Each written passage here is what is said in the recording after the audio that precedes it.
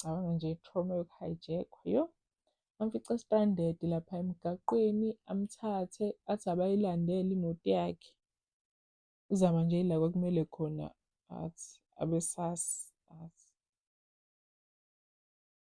wazi ngani ukuthi ishone ngakephi ngoba kade ihambile. Wazi ngani ukuthi ishone ngakephi ngoba kade ihambile. Koda-ke shuthi akasho lutho, ehambe ifike kwenye indawo nje nayo imoto yakhe imile. Nangu uSibu umile, ume nalo muntu lo okuwuyena o-hijack-e intombazane, nale ntombazane ayisabona ukuthi hawu lesi skibha lesi ngoba akashintshanga lutho. Okay, bafike aphumele ngaphandle u-Celebrate akhulume naye. Athi uSibu iphi imali yakhe, athi u-Celebrate, hawu kanti awuyi-check ifoni, imali yakho sengiyifakile. Ulo uzama ndini lo akasacabanga ukuthi hawu umenzele